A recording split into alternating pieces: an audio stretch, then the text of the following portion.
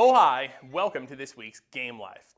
After many long months of waiting, E3 is finally upon us, and I've already gotten the chance to check out a lot of the hot new games on the show floor. Here are my hands-on impressions of 5 of the biggest games of E3. Coming in at number 5 is Dead Space 3. That's right, the survival horror shooter game is back with a big new twist. Drop in, drop out cooperative play. Now, I liked the E3 demo for Dead Space, but there was one thing about it that kinda bothered me.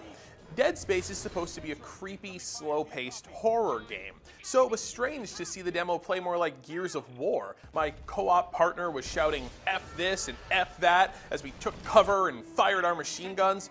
Who put this bro-tastic shooter in my Dead Space? Hopefully the E3 demo isn't fully representative of the final product.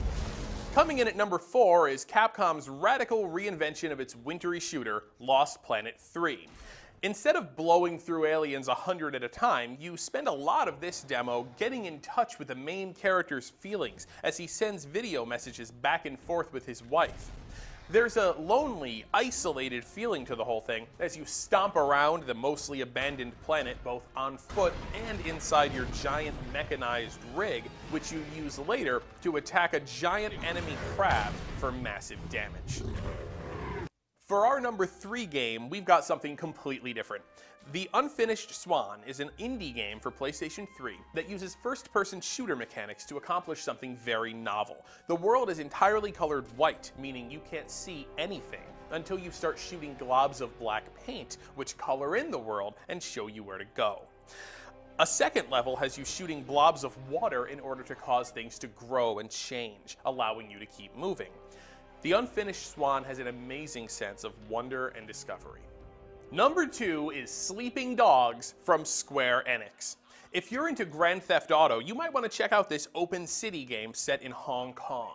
You play an undercover cop who's embedded in an organized crime syndicate, and you do all the things you imagine, like racing stolen cars, getting into martial arts fistfights, and even singing karaoke.